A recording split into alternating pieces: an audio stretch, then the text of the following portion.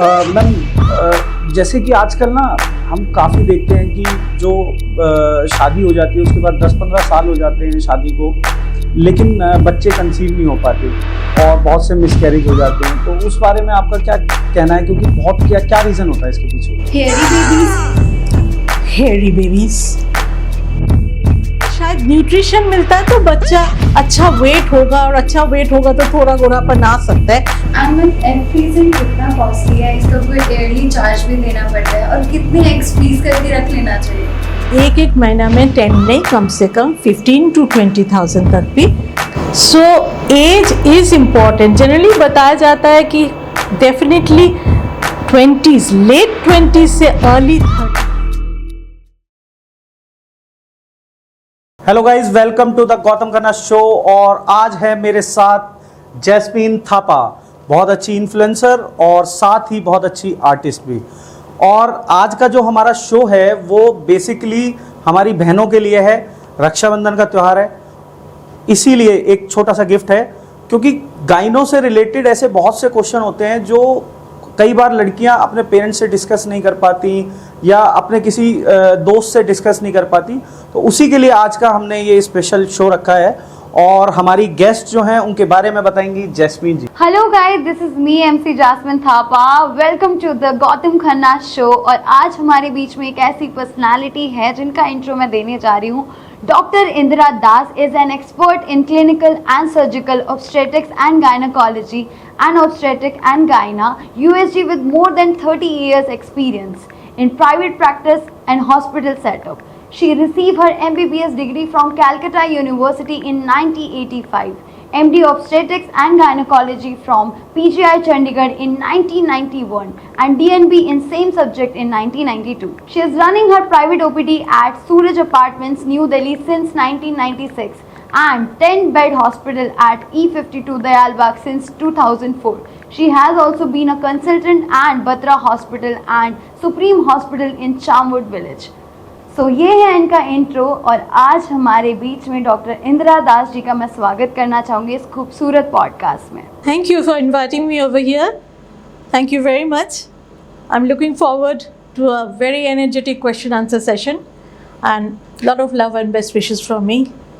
And thank you so much ma'am for taking out your precious time. आज हम सभी women's के लिए यहाँ पर बैठे हुए हैं ताकि आपको काफ़ी सारे क्वेश्चंस का यहाँ पर जवाब देना, काफ़ी सारी बातें आज हमें बहुत सीखने को मिलेंगी, ताकि जितनी भी गर्ल्स हैं, और आजकल काफ़ी चीज़ें जो है गर्ल्स को पता नहीं है काफ़ी क्वेश्चंस के बारे में, तो आज इसलिए आप हमारे साथ जुड़े हैं। Thank you so much for this. Ma'am, जैसे कि आजकल ना हम काफ़ी देखते हैं कि जो शादी हो जाती है उसके बाद 10-15 साल हो जाते हैं शादी को, लेकिन बच्चे कंसीव नहीं हो पाते और बहुत से मिसकैरेज हो जाते हैं। तो उस बारे में आपका क्या कहना है, क्योंकि बहुत क्या क्या रीज़न होता है इसके पीछे थोड़ा सा?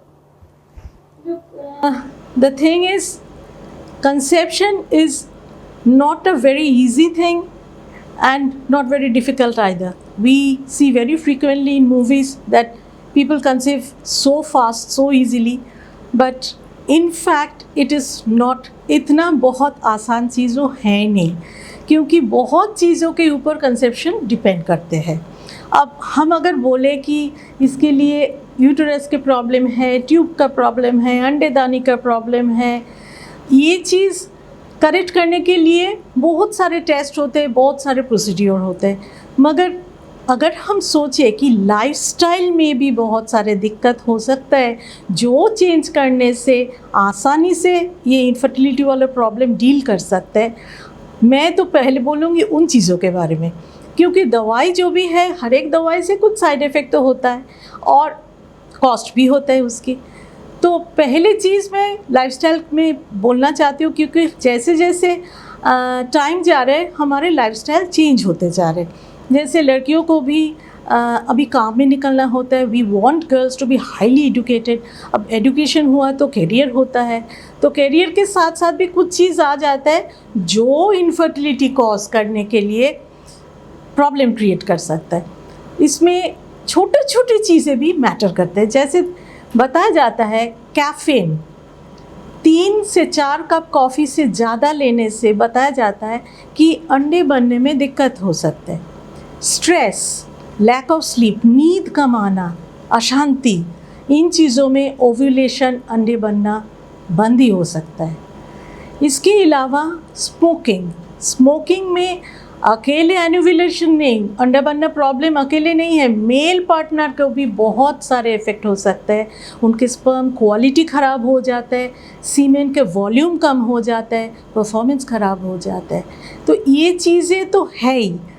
उसके अलावा मोटापा या बहुत पतले हो जाना, बहुत ज़्यादा पतला हो जाने से anaemia, again ovulation defect, problems of malnutrition, ये चीज़ें आ सकते हैं। एक सर्टेन फैट कंटेंट औरतें के बॉडी में होना बहुत ज़रूरी है for the hormone levels to be absolutely friendly, ठीक ठाक होना है हार्मोन लेवल को, ताकि सारे चीज़ मैच करके प्रेगनेंसी हो पाए। और जैसे पतले होने में दिक्कत है, वैसे मोटे में भी प्रॉब्लम है।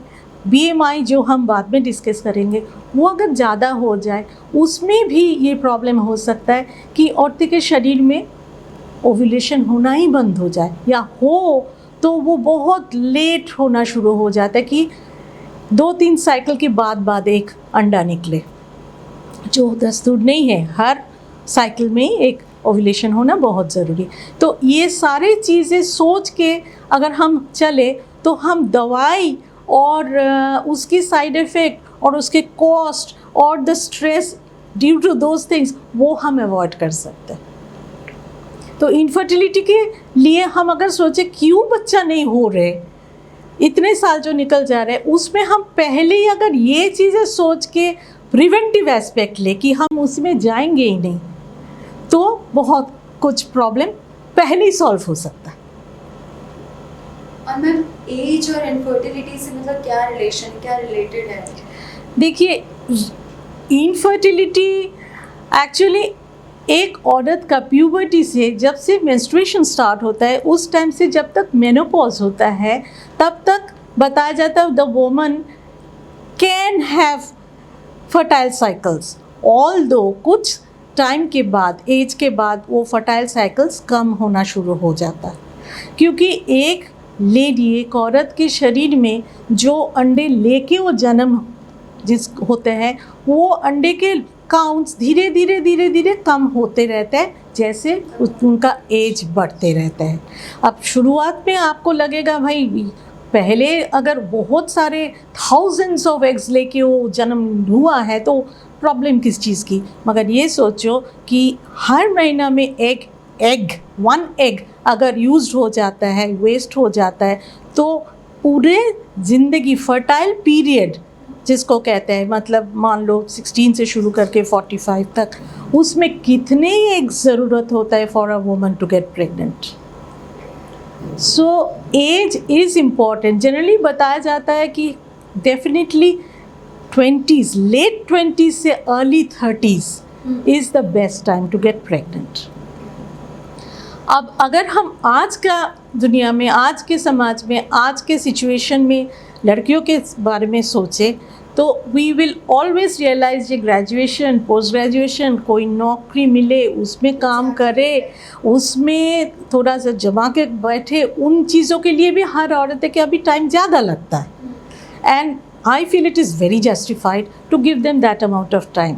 तो पहले जैसा सिचुएशन अभी है नहीं कि भाई 20 साल उम्र या 21 साल उम्र हो गया तो प्रेगनेंसी ज़रूरी है, मगर एक चीज़ हमें याद भी रखना चाहिए कि टाइम सोच के आगे चलना ज़रूरी, इट इज़ नेसेसरी। जैसे कि अगर किसी की मान लो कि 30 क्रॉस हो रखा है तो उनको सोचना चाहिए कि इसके बाद मेरे ओवुलेशन स्टेटस कम होते रहेंगे। जिनके 35 क्रॉस हो रखा है उनको ये भी सोचना चाहिए कि इसके साथ साथ एजिंग प्रॉब्लम्स भी शुरू हो सकता है, पेल्विक इन्फेक्शन हो सकता है, एंडोमेट्रियोसिस हो सकता है। जिनके 35 से ऊपर 40 के आसपास एज आ गया है उनके हाई ब्लड प्रेशर हो सकता है, शुगर प्रॉब्लम्स हो सकता है। करियर को लेके ज़्यादातर गर्ल्स सोचती हैं कि नहीं, पहले मैं करियर बनाऊंगी, उसके बाद we will plan marriage and babies and something. True, you are very correct. एक हिसाब से planned pregnancy is very good कि देखो प्रेगनेंसी होना मुश्किल है, giving birth to a child उसमें जन्म देने में भी कॉस्टली होता है, जन्म देने के बाद उसको पालना पोसना आसान नहीं होता है। तो किसी को अगर ये सारे काम करना है तो उनको पहले सोचना चाहिए कि मेरे पास उतना सपोर्ट फैक्टर है कि नहीं। दूसरी, मैं करियर को कुछ दिनों के लिए रोक सकती हूँ कि नहीं। तीसरी, जन्म होने के बाद उसके देखभाल मैं जो करूँ, do I have the enough financial reserve. Not for like 9 month की तब तक।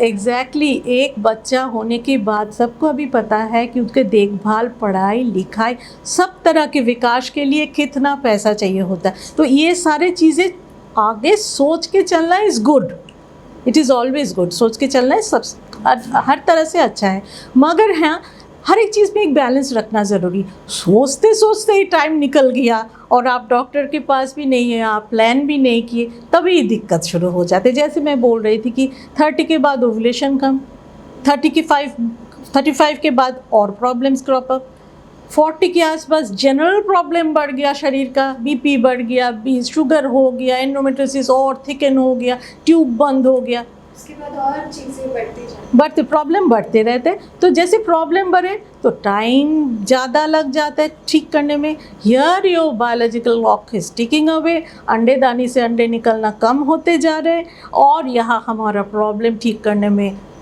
साल महीना लगते जाता है। आपको पता है इनफर्टिलिटी की प्रॉब्लम ठीक होने में टाइम ज़्यादा लगता है, क्योंकि ये जुकाम खांसी पेट दर्द वाला बीमारी है नहीं जो हम 3 दिन के दवाई दे के ठीक करें, जो हम 5 दिन के एंटीबायोटिक दे के ठीक करें। नो, एक साइकिल सक्सेसफुल हुआ कि नहीं वो देखने के लिए हमें महीना वेट करना पड़ेगा, क्योंकि 1 महीना में एक ही अंडा निकलेंगे औरत के शरीर से। सो मंथली हिसाब से हमें सक्सेस दिखता और फेलियर दिखता, 1 दिन, 2 हफ्ता, 3 हफ्ता, नो। तो हर साल की ये 12 महीना गिनती करके अगर आप चालो, आप 12 साइकिल गिनती करो तो आपका तो साल निकल गया। मेरे पास बहुत पेशेंट आते हैं, जैसे वो कहते हैं कि जल्दी कर लीजिए। अब जल्दी करने में एक हमें जो ट्रीटमेंट दिया उसके इफेक्ट देखने में ही 1 महीना लग जाता है। सो ये सब सोच के अगर हम चले तो हम टाइम में कदम ले, टाइम में कोशिश करें, दैट इज़ द बेस्ट। आजकल दिक्कत ये भी तो है ना कि पहले बड़ी फैमिलीज होती थी, अब छोटी फैमिलीज हैं। तो पहले क्या होता था कि अगर कोई जॉब भी कर रहा है या कुछ कर रहा है तो घर पे दादा दादी, चाचा चाची कोई होता था, बच्चों को संभाल लेता था। और अब छोटी फैमिली की वजह से कपल्स या मैक्सिमम कोई 1-3 जने घर में हैं, तो उस वजह से भी बहुत सी दिक्कत है कि बच्चा प्लान नहीं कर पा रहे हैं। पहले तो ये होता था कि हाँ चलो परिवार है वो संभालना है, तो ये भी एक बहुत सही, दिक्कत। बिल्कुल। इसीलिए मेरे को ये लगता है कि जब both husband and wife working होते हैं, वो थोड़ा सा टाइम ज़्यादा लेते हैं सोचने में कि प्रेगनेंसी प्लान करें या ना करें। मैम मेरा एक क्वेश्चन और था कि राइट टाइम क्या है एक डॉक्टर के पास जाना बच्चों के लिए प्लान करने के लिए, या कोई टाइम वार्निंग भी देता है, तो उस बारे में आप क्या है? हाँ, अगर जैसे मैंने बताया लेट 20s से 30s, early 30s is the best time. अगर प्रेगनेंसी हो नहीं रहे, मान लो पेशेंट के एज 30 के आसपास आ गया, तो उनके डॉक्टर के पास जाना ज़रूरी है। अगर 35 रीच हो गया फिर भी प्रेगनेंसी नहीं हुआ, तो उसी साल के अंदर within 1 year she should take treatment. 35 cross करके जब 40 के पास हो गया, as soon as you think you should go to the doctor, then and then, तब और वेट करने का टाइम होता ही नहीं है। सो इसी हिसाब से ही चलना पड़ेगा। Awareness is very important, that is very very necessary. वो बहुत ज़रूरी है कि हर एक को ये अवेयरनेस होना ज़रूरी कि नॉट ओनली प्रेगनेंसी होना मुश्किल, उसके बाद जो अगर असिस्टेड रिप्रोडक्शन को यूज़ करें, जैसे हम लोग गैमेट तैयार करके हम फैलोपियन ट्यूब में डालते हैं, ये जाइगोट बना के स्पर्म और ओवम मैच करके ट्यूब में डालते हैं, या आईवीएफ, सब लोग आईवीएफ के बारे में जानते हैं, ये भी कुछ करें, तो ये सारे चीज़ों का सक्सेस रेट कम होते रहेंगे जैसे जैसे एज बढ़ेगा। एक 20 ईयर की लड़की की ओव्यूलेशन इंड्यूस करना आसान, 35 में डिफिकल्ट, 40 में ऑलमोस्ट नामुमकिन। अब जो हम ओव्यूलेशन इंड्यूस करके ओवम कलेक्ट करते हैं, आईवीएफ के लिए बोलो, ओवम थॉ करके फ्रीज करके रखने के लिए बोलो, बात के लिए, वो सारी चीजें ओवम अवेलेबिलिटी कितना मिलेगा एक बार का सिटिंग में, वो भी कम होते रहते हैं जैसे जैसे एज बढ़ते। तो जैसे 25 साल उम्र के कोई लड़की आए कि आईवीएफ के लिए, उनके लिए हम कम से कम 20 ओवम निकाल सकते हैं। और वो ओवम नॉट ओनली वो हेल्दी है, वो क्रोमोसोमली ठीक रहेंगे, एंड एबनॉर्मल बेबी होने का चांसेस कम रहेंगे। और वो ओवम जब यूटरस के हम प्लेस करेंगे, यूटरस उसको एक्सेप्ट करेंगे इजीली, क्योंकि हार्मोन लेवल्स उस एज में आर वेरी फ्रेंडली। अगर वही चीज़ हम 35 एज में करेंगे, ओवम मिलेंगे हमें कम, उसमें कुछ परसेंट ख़राब हो जाएगा जब हम फ्रीज़ करेंगे, थॉ करके डालने के पहले वो और ख़राब होंगे, स्पर्म के साथ मिक्स करने में, लैब में रख देने के टाइम में भी ख़राब हो सकता है, क्योंकि बॉडी के बाहर वो रहता है लेबोरेटरी एनवायरनमेंट में। और वो जहाँ पहुँचेंगे, जहाँ हम उसको इम्प्लांट करेंगे, वो यूटरस भी उतने तैयार नहीं रहेंगे जो एक कम उम्र की लड़की में रहेंगे। और ये प्रॉब्लम बढ़ते रहेंगे जैसे ज़्यादा एज में हम जाएंगे। सो इनफर्टिलिटी बहुत ज़्यादा बढ़ रही है, उसमें आपका क्या सजेशन है? What are ways to prevent infertility? जैसे मैंने कॉजेटिव फैक्टर्स कुछ कुछ आपको बताए, वो प्रिवेंटिव फैक्टर्स है कि पहले से ही सोचें कि हम कॉफ़ी लें, बहुत पसंद है, मगर कितना लेना चाहिए। हम स्मोक करते हैं तो स्मोकिंग के भी कुछ इफ़ेक्ट है, हस्बैंड भी सोचे, वाइफ भी सोचे, उसको कर्टेल कर सकते हैं। पहले के अकॉर्डिंग फीमेल्स में भी बहुत ज़्यादा स्मोकिंग। हाँ, again stress, anxiety, responsibility, increase responsibility. और जैसे आप एक फ़ीमेल हो, आपको पता है लेडीज़ को बाहर काम करके घर आके रिलैक्सेशन नहीं मिलता, आपको घर के रिस्पॉन्सिबिलिटी भी लेना पड़ेगा। सो हम दिखते तो है कि हमारे 2 ही हाथ है, मगर हमें दशभुजा जैसा, माँ दुर्गा जैसा ही काम करना ज़रूरी होता है। At the same time might be 10 brains also work at the same go. So ये चीज़ें जो प्रिवेंटिव एस्पेक्ट्स जैसे मैंने आपको बताई, जो हम आसानी से अपने आप ही अपना लाइफस्टाइल में चेंज कर सकते हैं, या सावधान हो सकता है कि अल्कोहल इतना ही चाहिए, उतना ही कॉफ़ी चाहिए, स्मोकिंग अवॉइड हो सकते हैं कि नहीं, स्लीप चाहिए, वेट ऐसा होना चाहिए, बहुत पतला नहीं, बहुत मोटापा नहीं। ये चीज़ें अगर हम पहले से ही सोचें तो आधा प्रॉब्लम ही गायब।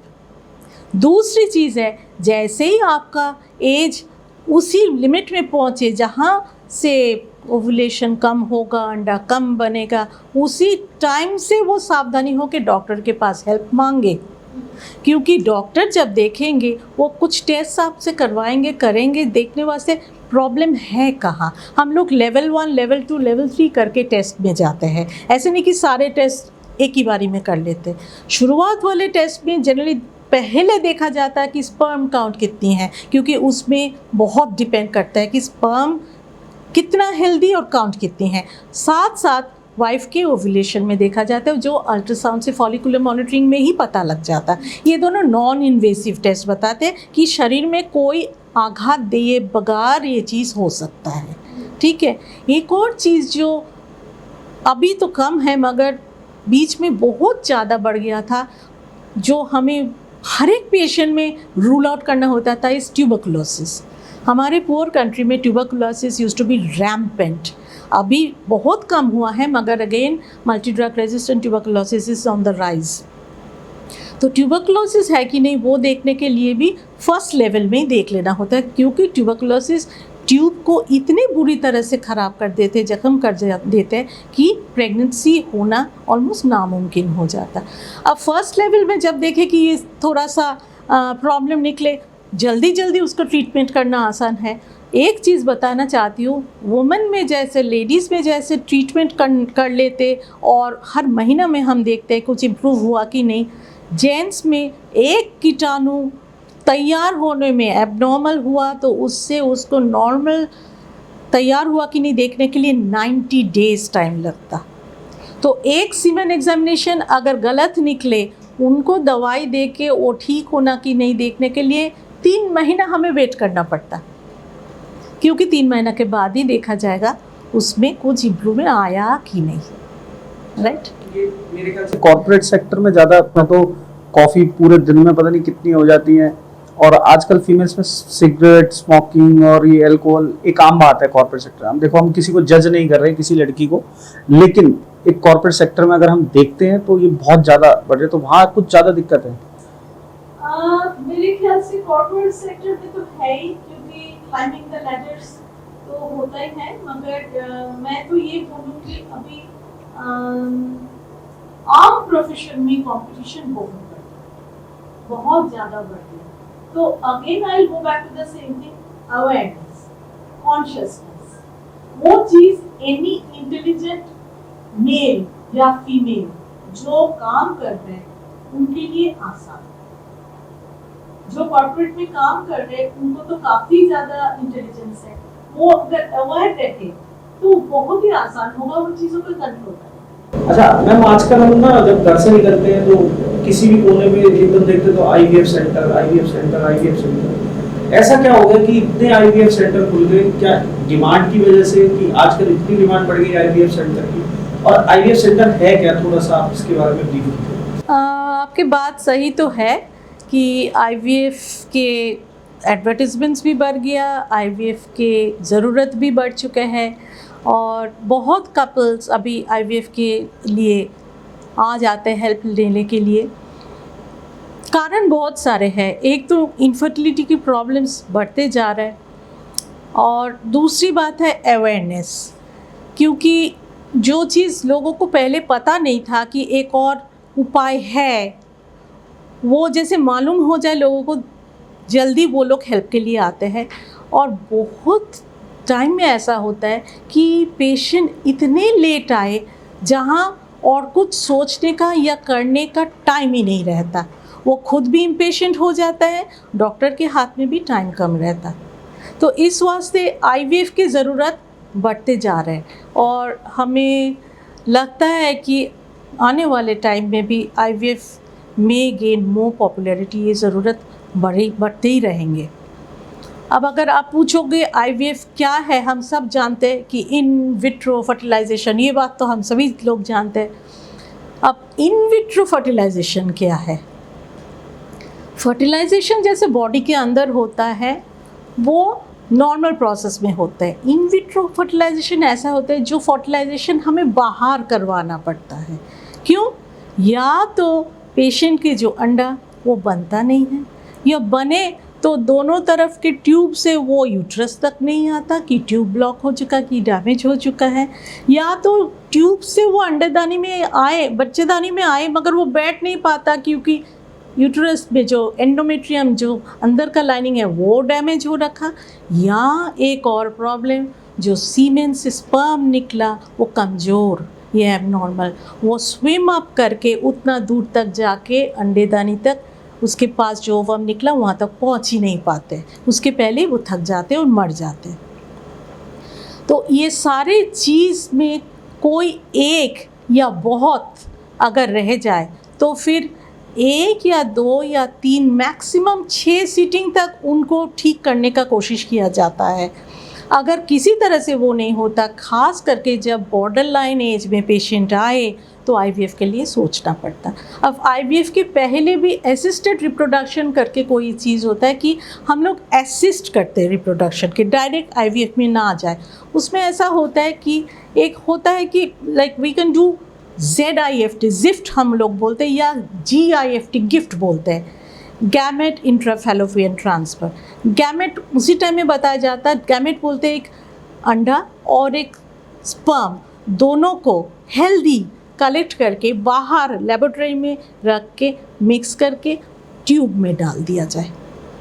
ट्यूब से वो नॉर्मल जो चीज़ है उसी जगह पे वो फर्टिलाइज होके अपने आप यूट्रस में आके बैठे और प्रेगनेंसी हो जाए। एक और चीज़ हो सकता है, वो जब फेल हो गया तो जिफ्ट बताया जाता है, ज़ाइगोट इंट्राफैलोपियन टाइपर। उसमें क्या होता है, बाहर ही फर्टिलाइज करते, हम वेट करते देखने कि वो दोनों मिले, फर्टिलाइज हो, फिर उस चीज़ को हम ट्यूब में दें, एक स्टेप और आगे हेल्प। तो वो ट्यूब में जाने के बाद यूट्रस में बैठे और कंटिन्यू हो जाए प्रेगनेंसी के लिए। अब ये दोनों चीज़ के साथ साथ एक और चीज़ भी हो सकता है कि इंट्रा यूटेराइन सीमेन इंजेक्शन, किसी टाइम में जैसे अंडेदानी से अंडा ठीक निकल रहे हैं, ट्यूब भी ठीक है, प्रेगनेंसी नहीं हो रहा है, देखा जाता है सीमेन जो है तो अच्छा, मगर कीटाणु तेज़ नहीं है, कीटाणु कमज़ोर है, कीटाणु कम है क्वांटिटी में। तो वो जो सीमेन मिलता है हस्बैंड की, उसको वॉश करके तैयार करके the best few sperms are formed into a pellet, एक छोटा सा साइज पैलेट करके बहुत पतला ट्यूब से वेजाइना से इंट्रोड्यूस करके वो यूट्रस में डाल दिया जाता। कब? जब अल्ट्रासाउंड बताए कि अंडेदानी से अंडा निकला।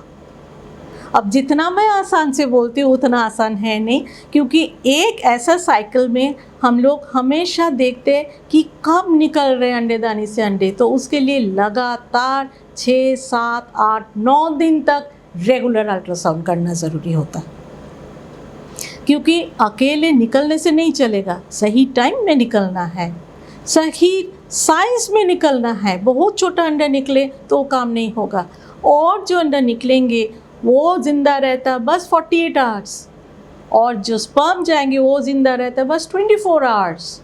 अगर उस टाइम पीरियड में दोनों ना मिले तो cycle is going waste. And one more thing ma'am, क्या आईवीएफ से ट्विन बेबी भी हो सकते हैं? Yes, of course twin baby होने का चांसेस हमेशा ज़्यादा रहता है आईवीएफ में, क्योंकि जैसे मैंने बताया कि एक ही साथ ओव्यूलेशन इंडक्शन करके बहुत सारे अंडे निकालने का कोशिश होता है, और कभी कभी एक की जगह पे 2 अंडे फर्टिलाइज करके भी डाला जाता है, तो ट्विंस होने का तो चांसेस होता ही है। मगर रिसेंट ट्रेंड ये हो रखा है कि सिंगल एम्ब्रायो ट्रांसफर करना बेस्ट होता है, क्योंकि ट्विंस सुनने में तो बहुत सुंदर है and people get very excited, एक ही बारी में 2 हो गया, मगर जो मदर है, माँ के शरीर में बहुत ज़्यादा कॉम्प्लिकेशन होने का चांसेस रहता है शुरुआत से। अर्ली प्रेगनेंसी में एक्सेसिव उल्टी, बहुत ज़्यादा उल्टी। और कितनी बार हमने वैसे सुना भी है कि लाइक ट्विन बेबी होते हैं तो मम्मी को चांसेस होते हैं कहीं ना कहीं हेल्थ में प्रॉब्लम्स होने के। Absolutely, you are very right, ठीक बता रहे हो आप। मतलब शुरुआत से उल्टी ज्यादा हुआ, बीच के टाइम में अबॉर्शन होने का चांसेस ज्यादा रहता है। आप ये सोचो, इतनी सी आधार में एक चीज की जगह 2 आ गया, तो आधार टायर्ड हो जाता है तो निकल जाने का चांसेस होता है। प्रेगनेंसी चांस अबॉर्शन की बहुत ज्यादा, अबॉर्शन नहीं हुआ, बढ़ते रहे प्रेगनेंसी, ओके, ब्लड प्रेशर बढ़ जाने के चांसेस होते हैं। ब्लड प्रेशर बढ़े ना भी बढ़े, थोड़ा भी एज हो पेशेंट की, तो शुगर गड़बड़ होना शुरू होता है, डायबिटीज इन प्रेगनेंसी, जिसको हम लोग कहते हैं जेस्टेशनल डायबिटीज को होता है, सो जीडीएम। और प्रेगनेंसी बढ़ते रहे, सब कुछ ठीक ठाक है, मगर मान के चलो 7वें महीना में बच्चे दोनों गिर गया, तो वो बच्चे लेके यूनिटल आईसीयू में लेने के देने पड़ जाता है, बहुत दिक्कत होता है उसमें। एक बच्चे शायद जिंदा रहे, दूसरा रहे। मोरओवर चांसेस ऑफ मैलफॉर्मेशन, एक बच्चे का मैलफॉर्मेशन हो जाना बहुत ज्यादा चांस होता है आर्म प्रेगनेंसी से twin pregnancy. Finally delivery of twin pregnancies में आजकल नॉर्मल डिलीवरी के चांसेस पेन के चक्कर में सब लोग लाइक ऑपरेशन लॉन्गिट्यूडनल, ये जो लाइव होता है जो डिलीवरी के लिए आसान, वो नहीं, बच्चे ऐसा रहता है तिरछा, वो कैसे डिलीवरी। तीसरी बात है, बच्चे ट्विंस में छोटे होते हैं, आम बच्चे का जो जगह मिलता है वो नहीं। आप अगर हम बोलते हैं कि भाई मम्मी को बहुत ज्यादा खाना चाहिए, मगर वो तो एक ही इंसान है, वो कितना खाएगी। तो छोटे छोटे बच्चे जो होते हैं उनके पुष्टि कम होने के नाते वो लेबर पेन होते ही उनके हार्ट बीट बिगड़ना शुरू हो जाता है। और जो माँ बाप इतने कोशिश से ट्विन प्रेगनेंसी जिनके कंसीव कर रहे हैं, वो हार्ट बीट खराब होने सुन के उनका हार्ट बीट बिगड़ जाता है। स्टार्टिंग से ही बच्चे लाइक बहुत थिन होते हैं। तो ट्विन प्रेगनेंसी का अर्ली मंथ से एंड तक बहुत कॉम्प्लिकेशंस होते हैं।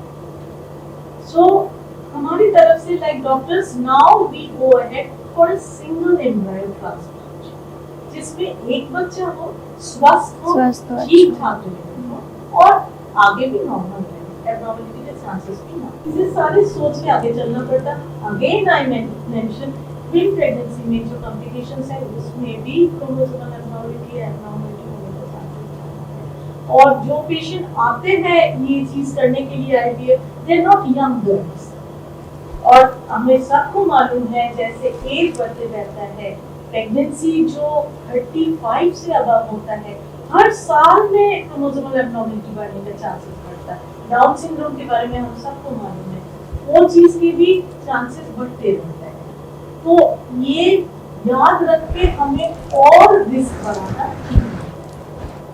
ट्विन्स के चांसेस ज्यादा होता है मगर कोशिश ये होना चाहिए कपल की तरफ से भी डॉक्टर को इंसिस्ट नहीं करना चाहिए कि ट्विन्स ही करवा दो और डॉक्टर को भी कोशिश करना चाहिए कि भाई सिंगल प्रेगनेंसी हो जाए ठीक ठाक हो जाए स्वस्थ हो जाए विदाउट कमिंग। अच्छा मैम ये आईवीएफ से ये भी पता चल जाता है कि लड़का हो रहा है या लड़की हो रही है या आपने जो क्वेश्चन पूछा क्योंकि हमारी कोई भी प्रोसेस में हमें ये कोशिश नहीं होना चाहिए कि लड़का ही हो या लड़की हमारे कोई भी तो जैसे औरत की पॉपुलेशन कम होते रहेंगे तो कुछ साल बाद might be 50 years later कोई माँ होगा ही नहीं तो as such population खत्म हो जाएगा human race ही खत्म हो जाएगा तो ये सेक्स जानने का कोशिश करना भी मना और बताना तो और भी मना है मगर कभी कभी ऐसा होता है साइंटिफिक प्रोसेस में देखा जाता है इक्सी मतलब इंट्रा साइटोप्लाज्मिक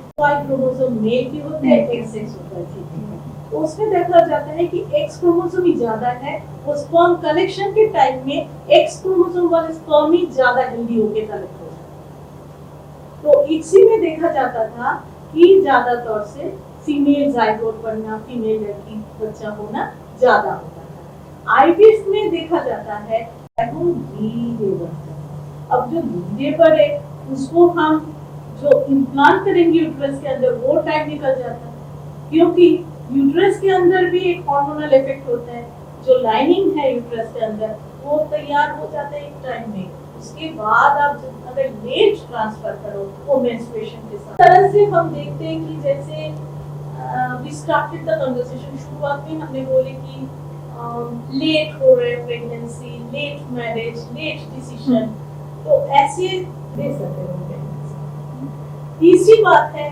कि ऐसे भी लोग होते हैं जिनके मेल पार्टनर्स नहीं है हमारे यहाँ कम होता है मगर भारतीय देश में बहुत ज्यादा ऐसा होता है कि चोजन पार्टनर मिला नहीं तो वहाँ स्पर्म डोनेशन होता है अपने पसंद के अननोन अबाउट लाइक थोड़ा सा फनी साउंड करेगा लाइक आजकल काफी सारी वुमेन्स होती हैं जो काफी बाबास पे विश्वास करती हैं लाइक अगर मेरा बेबी नहीं हो रहा तो मुझे बाबा के पास जाना चाहिए वहां पर एग्जैक्टली कुछ ऐसा होगा कि मुझे बेबी प्लान करने में आसानी होगी इज इट ट्रू लाइक अंधविश्वास थोड़ा सा बढ़ गया है हाँ लोगों में काफी जगह ऐसा होता है स्पीकिंग पे मुझे एक बात बोलना चाहिए कि इनफर्टिलिटी के साथ साथ साइकेट्रिक प्रॉब्लम्स बढ़ रहे हैं एग्जैक्टली डिप्रेशंस बढ़ रहे हैं एक प्रेशर रहता है ना घर वालों का सास का ससुर का बढ़ता है साइकोसिस बढ़ता है ये होता है तो रियली कांट मतलब उन लोगों को अंधविश्वास के लिए आप उनको दोषी ठहर नहीं सकते मगर कॉन्शियसनेस और बढ़ाने से आसानी से समझाने से कि भाई ये तरीका से तुम्हारा प्रेगनेंसी हो गए किसी ने हाथ तुम्हारे सिर के ऊपर आया तो तुम्हारा प्रेगनेंसी हो गया वो नहीं हो होगा सकता एग्जैक्टली तो मेरे ख्याल से ये करे तो ये अंधविश्वास टूटेगा कभी कभी ऐसे भी होता है लोग भी मतलब कि प्रॉब्लम में भी फंस जाता है काफी टाइम होता है प्रेगनेंसी हो भी गया मगर कैसे हुआ किसी को नहीं पता तो ये चीजें दिस आर नॉट गुड अच्छा नहीं है ये चीजें तो कोई बाबा के पास नहीं जाए हाँ बैठ के मेडिटेशन करें नाम करें गाना सुने और this things are very good for the again psychological factor मगर डेफिनेटली लाखों रुपया किसी जगह पे कोई धर्मात्मा को कहीं इधर उधर जाके जमा करे और listen carefully this is really unfair on the woman तो इसके सचमुच कोई ज़रूरत नहीं। And ma'am what is BMI and high BMI से क्या प्रॉब्लम्स आती हैं, लो बीएमआई से क्या प्रॉब्लम्स आती हैं? Jasmine, I think that's a very pertinent question. बहुत अच्छा क्वेश्चन आपने पूछा। जैसे मैं लाइफस्टाइल के बारे में बोल रही थी और आप बीएमआई के बारे में पूछे, तो this is very good. BMI is something which is, ये बहुत एक आसान तरीका है एक इंसान के, एक ह्यूमन बॉडी का फैट इंडेक्स जानने की। हाँ, इसमें कुछ प्रॉब्लम है, जैसे कि ये मीटर स्क्वायर हाइट इन्वॉल्व करते और केजी किलोग्राम में वेट को इन्वॉल्व करते। It's a ratio. अब ये रेशियो से बहुत अच्छे से तरह से पता लगता कि एक इंसान की बॉडी में, फ्रेम में फ़ैट इंडेक्स कितना है, खास करके एब्डोमिनल फैट इंडेक्स। अब 2-3 चीज़ है कि कभी कभी किसी के बॉडी में मसल मास बहुत ज़्यादा होता है, जैसे कि स्पोर्ट्समैन बॉडी बिल्डर का, या बोन मास, बोन डेंसिटी बहुत ज़्यादा होता है, तो उसमें बीएमआई में प्रॉब्लम आ सकते। में भी वो बहुत अच्छा तरह से एग्जैक्ट डिटेल आइडिया नहीं दे पाएंगे।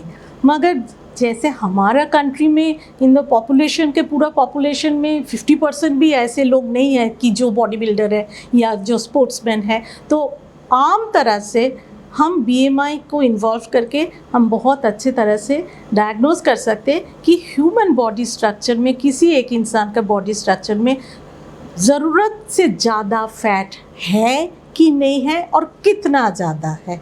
उसी हिसाब से हम बीएमआई से normal, obese, more obese, moderately obese, severely obese divide कर लेते हैं। इसमें भी डिविजन्स होता है। सो हम देख चुके हैं कि जनरली 18.5 से 25 तक ठीक बीएमआई होते हैं। मगर ये भी प्रॉब्लम हो सकता है कि भाई हम बीएमआई किसी के देखे ज़्यादा है, कम बीएमआई में भी दिक्कत हो सकता है। कम बीएमआई उनको ही होता है जिनका मैल न्यूट्रिशन हो सकता है, जिनके खाने पीने में कमी है, या खुद जैसे ज़ीरो फिगर होने का आजकल बहुत क्रेज़ है, उसमें भी बीएमआई बहुत डाउन हो जाता है। एनीमिया हो सकता है, उसमें विटामिन डेफिशिएंसी हो सकता है। ये सब चीज़ों में भी इनफर्टिलिटी होने का चांसेस है। और बीएमआई ज़्यादा होने से तो है ही, क्योंकि एक्सेसिव फैट जब हो जाता है, एक इंसुलिन रेजिस्टेंस करके एक चीज़ शुरू हो जाता है। बॉडी के इतना तब पावर नहीं रहता उतना इंसुलिन बनाए उतना फैट को डिज़ोल्व करने के लिए।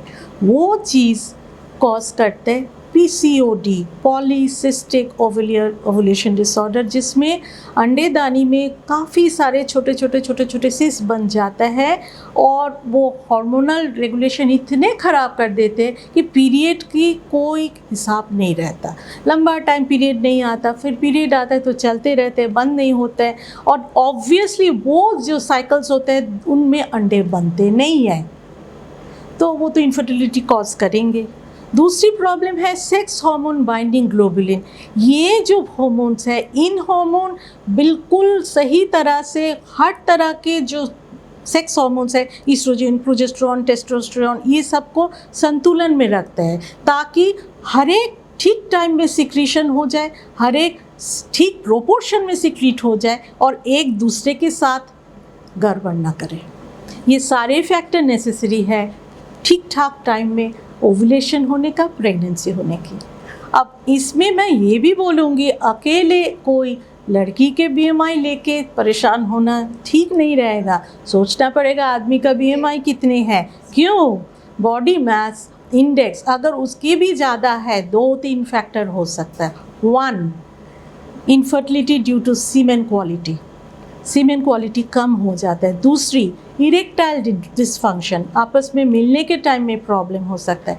3, ऑब्स्ट्रक्टिव डिस्पनिया, रात को सोने में आप देखोगे बहुत लोग इतने नाक उनके मतलब आवाज़ होते रहते हैं तो कि वो सो ही नहीं पाते। उसमें किसी लोगों को एक मशीन लगा के सोना पड़ता है ताकि ऑक्सीजन कंसंट्रेशन बॉडी में ठीक तरह से चल पाए। लोग इस चीज़ को बोलते हैं कि बहुत गहरी नींद, हम सोचते हैं कि बहुत अच्छे से सो रहे हैं, मगर वो नींद होता है खतरनाक नींद। उस नींद में इंसान के शरीर में जितनी ऑक्सीजन जाना उतना नहीं जाता है. That affects not only the whole body, the brain. So ये सारे चीज़ एब्डोमिनल फैट बढ़ने में ज़्यादा होता, मेल में भी आदमी में भी. तो जैसे आदमी और औरत दोनों की फिटनेस ज़रूरी है, इसीलिए इनफर्टिलिटी को फर्टाइल करने के लिए तो BMI is so very important. ये एक आसान कैलकुलेशन है जो आम जगह में कोई भी ट्रेन स्टाफ कैलकुलेट कर सकता है और क्लासीफाई कर सकता है कि ये नॉर्मल BMI है कि एबनॉर्मल है. एबनॉर्मल है तो स्टेज 1 में है कि स्टेज 2 में है कि स्टेज 3 में है कि बहुत ज़्यादा. तो उसी के मुताबिक कोई भी डाइटिशियन, कोई भी न्यूट्रिशन स्पेशलिस्ट उसको कर्टल करने का कोशिश शुरू कर सकते हैं. There are plenty of things which can be done. बताया जाता है कि 150 minutes of moderate intensity exercise in 1 week is very good enough to pull down your BMI. कम करने के लिए बहुत कामयाब हो सकता है. तो ये अगर कैलकुलेट करके स्प्लिट कर दे हफ्ते में, 6 दिन में, 7 दिन में, उसी हिसाब से भी एक्सरसाइज करे, that is going to be very good. ऐसा ज़रूरत ही नहीं कि रोज़ जिम जाना पड़ेगा, बहुत हार्ड एक्सरसाइज करना पड़ेगा, मगर इवन वॉकिंग हेल्प्स. पैदल चलना, तेज़ कदम में, swimming, good hobbies like dancing, good hobbies like gardening, ये सारे चीज़ें भी बहुत हेल्प करता है बिगड़ा हुआ BMI को कंट्रोल में लाने के लिए. एंड मैम एग फ्रीजिंग कितना कॉस्टली है, इसका कोई ईयरली चार्ज भी देना पड़ता है, और कितने एग्स फ्रीज करके रख लेना चाहिए? Pertinent question. हाँ, जैसे हम लोग सोच रहे कि IVF के बारे में, तो उसके पहले एग फ्रीजिंग के बारे में भी डिस्कशन हुआ, तो सोचना तो चाहिए कि कितना इन्वेस्ट किया जाएगा इस चीज़ में. हाँ, जनरली 1 महीना के लिए ये 10,000 का अमाउंट होता है. सो अकॉर्डिंगली 12 से मल्टीपल करने से आपको ईयरली कॉस्ट मालूम हो जाएगा. So this is the range. Plus minus भी होता है, अलग अलग जगह पे अलग अलग सेटिंग में होता है. और ये भी सोच लेना चाहिए कि एग फ्रीजिंग का ये जस्ट मेथड में इतना खर्चा, उसके पहले के खर्चा भी है जो हम एग फ्रीजिंग में डाल नहीं रहे हैं, मगर द फॉलिकुलर एस्पिरेशन जो एग्स निकालने का, उसके पहले हमें फॉलिकुलर मॉनिटरिंग भी करना पड़ेगा, वो अल्ट्रासाउंड के खर्चा है. स्टिमुलेशन हार्मोन्स जो होता है दे आर वेरी कॉस्टली, उसके भी खर्चा है. तो वो खर्चा सब लेके एक महीना में 10 नहीं, कम से कम 15 to 20,000 तक भी खर्चा बन सकता है. तो ये आपके फर्स्ट क्वेश्चन का आंसर है. मगर जैस्मिन, आपके जो सेकंड क्वेश्चन है that really doesn't have any finite answer, कि एक शब्द में मैं नहीं बता पाऊँगी कि कितने अंडे एक बारी में फ्रीज़ किया जाए. ये डिपेंड करता है पर्सन टू पर्सन. जैसे कोई 25 साल के लड़की के जो अंडे निकलेंगे, जो निकल पाएंगे हम ओवुलेशन इंडक्शन करके भी, कॉस्टली इंजेक्शन दे के भी, वो अंडे का एक काउंट ज़्यादा होगा, B हेल्थ ज़्यादा अच्छा होगा, C यूज़ करने के बाद वो रिज़ल्ट ज़्यादा अच्छा देगा, D स्पॉयल कम होगा. क्योंकि अंडे जो लेते हैं फ्रीज़ करके रखा जाता है, कभी कभी इमीडिएट फ्रीजिंग होता है, कोई लैब में स्लो फ्रीजिंग भी करते हैं, वो उसी हिसाब से ही स्पर्म के साथ मिला के नहीं दिया जाता, उसको थॉ करना पड़ता. जैसे हम बहुत ठंडा कोई चीज़ फ्रीज में रखा हुआ निकाल के तुरंत हम कुछ नहीं कर सकते, उसको थॉ करना होता है, बर्फ़ घटाना होता है. नॉर्मल सिचुएशन में जैसे बॉडी में रहता है उतना टेम्परेचर में लाता है, तभी वो लाइफ सिचुएशन में जाने लायक होता है. तो वो थॉ करने के प्रोसेस में अंडे काफ़ी ख़राब हो सकता है. एंड सो एक यंग लड़की के बॉडी से जो अंडे वो निकलेंगे, उसमें से मान लो अगर 20 अंडे हैं, उसमें मुश्किल से शायद 2 या 3 ही ख़राब होगा, बाकी ठीक रहेंगे. और जैसे एज ज़्यादा होगा, मान लो 35 ईयर ओल्ड किसी का हम ले रहे अंडे, अंडे का काउंट कम होगा, जितना मर्ज़ी आप हार्मोन से स्टिमुलेट करो.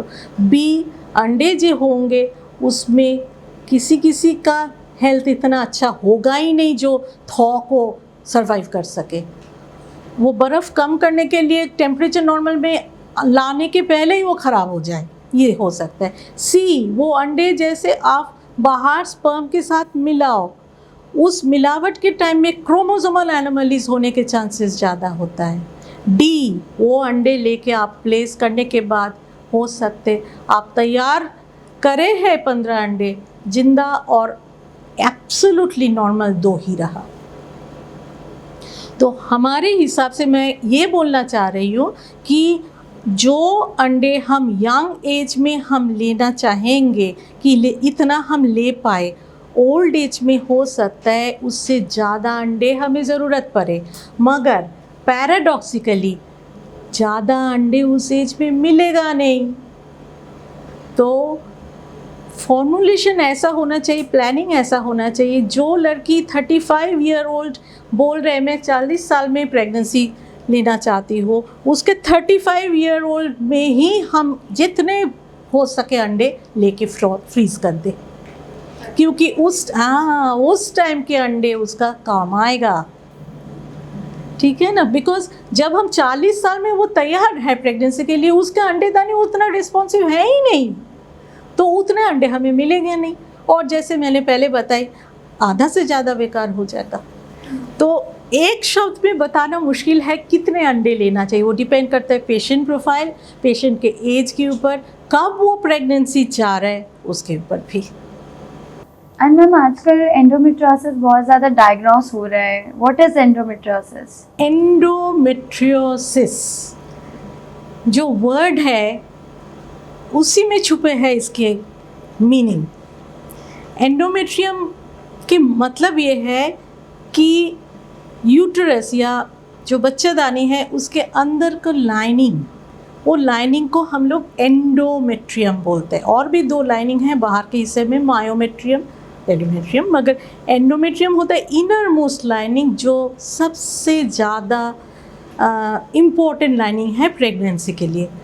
अब ये लाइनिंग जो होता है वो हर महीना में 14 दिन में बढ़ता है, अगले 14 दिन में बढ़ के ख़त्म होके शेड हो जाता है, उसको मेंस्ट्रुएशन कहलाता है।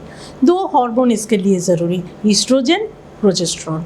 अर्ली फेज़ में ईस्ट्रोजन उसको बढ़ाते हैं, प्रोजेस्टेरोन उसको थोड़ा सा मोटा करके जब बंद हो जाता है प्रोजेस्टेरोन सिक्रीशन बॉडी में, वो गिर जाता है, तो पीरियड्स होता है औरत को। तो ये एंडोमेट्रियम जब ब्रेक होता है तब ज़्यादातर से नीचे से ही श्रेड हो जाता है वजाइना से पीरियड्स के साथ। किसी टाइम ऐसा होता है कि वो नीचे से शेड होने के साथ साथ थोड़ा बहुत ट्रिकल दोनों ट्यूब से निकल के अंडेदानी के आसपास पेल्विस के दीवार में लग गया। जब ये लग जाते पेल्विस के दीवार में तब स्पॉट्स तैयार होते हैं, एक स्पॉट से दूसरा, दूसरा से तीसरा, और चिपक जाता है वो पेल्विक वॉल में, ट्यूब के आसपास और अंडेदानी के ऊपर। इसको कहलाता है एंडोमेट्रियोसिस। अब ये चीज़ ऐसा है जो एक तो अंडेदानी में चिपके तो अंडा निकलना को बंद कर देते हैं, अंडेदानी के आसपास को जो मिल्यू, हम लोग डॉक्टर लोग बोलते हैं मिल्यू या एनवायरनमेंट कॉमन सेंस में, उसको बना देते अनफेवरेबल, अनफ्रेंडली। वो ऐसे एक जगह हो जाते जहाँ कोई स्पर्म पहुँचे तो मर जाए।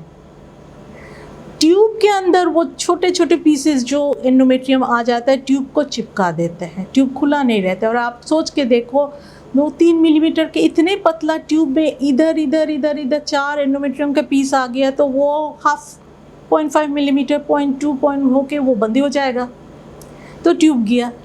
फिर वो जाके पेल्विस के अंदर, ट्यूब के बाहर, अंडेदानी के बाहर जो एरिया है वो सारे जगह पे एक इन्फ्लामेशन तैयार कर देते, जहाँ का सिचुएशन इतने ख़राब होता है कि प्रेगनेंसी होना नामुमकिन। ये होता है एंडोमेट्रियोसिस। अब एंडोमेट्रियोसिस होने के एक्चुअल कारण अब तक किसी को नहीं समझ आया। बताया जाता है कि ईस्ट्रोजन एक हार्मोन है जिसकी प्रीडोमिनेंस के लिए एंडोमेट्रियोसिस ज़्यादा होता। लंबा टाइम ईस्ट्रोजन किसी के शरीर में रहते हैं तो एंडोमेट्रियोसिस ज़्यादा होने के चांसेस होता है, क्योंकि वो प्रोस्टाग्लैंडिन नाम के एक चीज़ को बढ़ा देते हैं। तो प्रेगनेंसी क्या करते हैं, कम से कम 9 महीना के लिए प्रोजेस्टेरोन को ज़्यादा ताकत दे देते हैं। प्रोजेस्टेरोन एक हार्मोन है जो प्रेगनेंसी को कंटिन्यू कराता है, शांत रखता है यूट्रस को, पेन नहीं होने देते। एंड प्रेगनेंसी फ्रेंडली हार्मोन होता है प्रोजेस्टेरोन। जब प्रोजेस्टेरोन वाला इफेक्ट 9 महीना का किसी के शरीर में कभी ना आए या आने में बहुत लेट होता तो एस्ट्रोजन इतना ताकत हो जाता है शरीर में उसके कि एंडोमेट्रियोसिस के चांसेस बढ़ते रहते हैं। तो आपको समझ ही आ रहा है मैं कहाँ जा रही हूँ। तो जब ये प्रेगनेंसी नॉर्मल मेथड में किसी के शरीर में नहीं आया और बॉडी को, पेल्विस को, यूट्रस को, ओवरीज को, ट्यूब्स को प्रोजेस्टेरोन वाला छुट्टी मिला ही नहीं, तो ये चीज़ बनने का चांसेस ज़्यादा होता है। तो लेट प्रेगनेंसीज में, लेट कंसेप्शन में एंडोमेट्रियोसिस बढ़ जाता है। सो प्रेगनेंसी होने में तो दिक्कत होता ही है, मगर एक होपफुल ये चीज़ है कि पहले जैसे एंडोमेट्रियोसिस का ट्रीटमेंट ऑलमोस्ट नामुमकिन था, मगर अभी एंडोमेट्रियोसिस के लिए खाने का गोली भी आए हैं, इंजेक्शंस भी आए हैं, और ऐसा भी है कि लैप्रोस्कोपी के दौरान पेट में जस्ट 2 या 3 छेद करके उसके दौरान एंडोमेट्रियोसिस स्पॉट्स देख देख के हर एक को बर्न किया जाता है। वो बर्न करने से वो स्पॉट सिकुड़ जाता है और नहीं आता। तो वो चीज़ के बाद एंडोमेट्रियोसिस लैप्रोस्कोपी का ट्रीटमेंट इज़ वेरी गुड, बहुत कामयाबी मिलता, और उसके बाद ट्रीटमेंट से प्रेगनेंसी होना फ्रीक्वेंसी बहुत ज़्यादा है। अब एक और चीज़ जो मैं बताना चाहती हूँ, एंडोमेट्रियोसिस के साथ आजकल वेरी रिसेंटली देखा जाता है कि डाइट के एक रिश्ता है। एक कुछ चीज़ें कम होना चाहिए, कुछ चीज़ें बढ़ाना चाहिए। कम होना चाहिए ट्रांस फैट जो रहता है रेड मीट या फैटी मीट में, ज़्यादा बेकरी प्रोडक्ट्स में, फ्राइड चीज़ में, वो ट्रांस फैट ऐसा करते हैं कि गुड कोलेस्ट्रॉल जो होता है उसको कम कर देते हैं HDL को, और बैड कोलेस्ट्रॉल को बढ़ा देते हैं। ये तो आम बात है, सबको पता ये चीज़ का क्या करते हैं। तो ट्रांस फैट कम करने से देखा गया एंडोमेट्रियोसिस कम होता। तो एक तो ये चीज़ कम है, और बढ़ाए क्या, omega 3 fatty acid, walnuts, fresh vegetable, fresh fruits and deep sea fish, salmon, tuna, mackerel, इन चीज़ों में ओमेगा 3 फैटी एसिड देखा जाता है ज़्यादा है। तो जिन डाइट में जिनके ये चीज़ें ज़्यादा पुश किया जाता देखा है कि एंडोमेट्रियोसिस उनमें कम होते हैं, और है भी वो कम किया जाता है। So we can combat endometriosis, there is scope for hope. So this is rapid fire session. Oh really? That's interesting. Shoot. Yes. So first is heartburn does not indicate hairy babies. Hairy babies, heartburn ऐसा चीज़ है कि acidity के लिए होता है, और ज़्यादातर से प्रेगनेंसी में फूड फैट्स बहुत ज़्यादा होता है कि लेट ब्रेकफास्ट करे, 11 बजे तक, 3 बजे तक लंच ना करे, भूख ना लगे तो ना खाए। इन चीज़ों में शरीर में, पेट के अंदर, स्टमक के अंदर एसिड ज़्यादा बन जाता है। मगर trust me, that has nothing to do with hairy babies or hair growth in the baby. एक मेरा कहते हैं कि नारियल पानी पीने से ना बच्चा गोरा होता है। Oh my God. नारियल पानी is one of the very nutritious things, बहुत ही अच्छा चीज़ है जो बहुत ज़्यादा मिनरल्स, विटामिन्स, प्रोटीन प्रोवाइड करते हैं, लिक्विड प्रोटीन कहलाते हैं उसको। मगर हाँ, उसमें शायद न्यूट्रिशन मिलता है तो बच्चा अच्छा वेट होगा, और अच्छा वेट होगा तो थोड़ा गोरापन आ सकता है, मगर जनरली वो बेबी का पिगमेंट को नहीं बदलता। No. And third is when spicy food causes miscarriage. No, spicy food does not cause miscarriage, उसके कोई मतलब ही नहीं है। Spicy food does not cause oxytocin hormone to start functioning. Oxytocin एक हार्मोन होता है जो लेबर को इंड्यूस करता है, जो हम लोग वैसे भी प्रेगनेंसी को टर्मिनेट करने के टाइम में जो डिलीवरी करवाना चाहते हैं तो इंजेक्शन ऑक्सीटोसिन हम लोग देते हैं ड्रिप में, जिसमें लेबर इंड्यूस हो जाता है। मगर आप सोच के देखो, आपने पिज़्ज़ा खा लिया, उसमें कोई ऑक्सीटोसिन तो कोई डाला ही नहीं, तो इस तरह से कहाँ spicy food free term delivery या वो करेंगे। मगर हाँ, स्पाइसी फूड जैसे आम तौर लोगों के लिए अच्छा नहीं होता, प्रेग्नेंट वुमन के लिए भी अच्छा नहीं होता। Is dangerous to exercise? There should be difference in assessing कि क्या एक्सरसाइज करना ठीक रहेगा, क्या नहीं रहेगा, किसको एक्सरसाइज करना चाहिए, किसको नहीं करना चाहिए, और कब करना चाहिए, कब बिल्कुल नहीं करना चाहिए। ये चीज़ें सोच के एक्सरसाइज करें तो एक्सरसाइज जैसा हैप्पी हार्मोन इंड्यूसिंग चीज़ तो कुछ है ही नहीं। We have those happy hormones only exercise से ही मिलता है। इवन फास्ट वॉकिंग से भी हैप्पी हार्मोन सिक्रीट होता है जो मूड को बहुत अच्छा रखता है। अब जो पेशेंट नॉर्मल है एकदम, जिसकी मिड प्रेगनेंसी चल रहे, मान लो कि 7th मंथ 6th मंथ, वो क्यों ना एक्सरसाइज करे। हल्का एक्सरसाइज वो कर ही सकता है, वॉकिंग वो कर सकता है, बिल्कुल मतलब देयर इज़ नो प्रॉब्लम। हाँ, जिम जाके वेट लिफ्ट करना शुरू करे और पैर फिसल के गिर जाए, वो तो कोई मतलब ही नहीं होता उस चीज़ करने का। So this is one thing. मगर जो पेशेंट के पहले 2 या 3 प्रीटर्म बर्थ हो चुका है, जो 2 या 3 डिलीवरी के पहले अबॉर्शन हो चुके हैं, जिनके हमें मालूम है कि कुछ कॉज है जिसके वास्ते उसके सर्विक्स, बच्चेदानी के मुंह ढीला हो चुका है, जो लूज़ होने से बच्चा गिर जाएगा, उसको एक्सरसाइज करने का कोई मतलब है नहीं। तीसरी चीज़ है कि जो एक्सरसाइज करेंगे उसमें भी एक लिमिट होना चाहिए, जिसको हम परिमिति कहते हैं। सोच के उतना ही होना चाहिए जिसमें वो फटीग होके गिर ना जाए, जिसमें उसके इतना ख़राब हाल भी ना हो जाए कि उसके बैकएक स्टार्ट हो जाए, वो उसका मतलब कंट्रोल ही ना रहे शरीर के ऊपर। मगर माइल्ड एक्सरसाइज, हल्का एक्सरसाइज हर एक इंसान के लिए अच्छा है, even for a pregnant woman. Ma'am, exercise से याद आया कि ये मैंने बहुतों से के घर पे ये सुना है, पोछा लगाओ और झुके, तो उससे क्या है कि नॉर्मल डिलीवरी होती है। तो ये क्या सही में मिथ है या क्या है? हमारे कंट्री में हम इतना इस चीज़ को इम्पोर्टेंस नहीं देते, मगर थोड़ा थोड़ा करके ये चीज़ आ रहा है सोसाइटी में, और बाहर विदेश में इन चीज़ों के ऊपर बहुत गौर किया जाता है। Which are good exercises to make a woman's pelvis more strong for delivery. तो उसमें वो लोग स्क्वाटिंग कराते हैं एक्सरसाइजेस में, जिसमें पेशेंट के पेल्विक गर्डल का जो लिगामेंट्स है वो रिलैक्स्ड होता है एंड आसानी से डिलीवरी होना अच्छा रहता है। मगर ओवरडू करने से हर चीज़ गड़बड़। अब अगर बहू को पोछा पे पोछा लगवाते रहे और उसमें गीला फ्लोर में वो पैर स्लिप हो जाए और वो गिर भी जाए, तो डिलीवरी क्या, उसका तो प्रीटर्म हो जाएगा और बच्चा ज़िंदा रहेगा नहीं। So that is one thing we should not at all do. हर एक चीज़ के कारण जानना ज़रूरी होता है, कितना करना वो जानना ज़रूरी होता है, किसको करना वो ज़रूरी होता है। Again I am saying, bad obstetric history जिस पेशेंट्स की है, हम लोग BOH बोलते हैं, या HRP, हाई रिस्क प्रेगनेंसीज जो होता है, किसी पेशेंट के प्लासेंटा जो वो एकदम नीचे बनता है, उनके लिए एक्सरसाइजेस, नीचे बैठ के पोछा लगाना, आटा गूंदना, these are really not to be done, क्योंकि इसमें हार्म ज़्यादा होगा, अच्छे से ज़्यादा हार्मफुल इफ़ेक्ट्स हो सकता है। तो उसमें तो उन लोगों के लिए ये चीज़ है ही नहीं।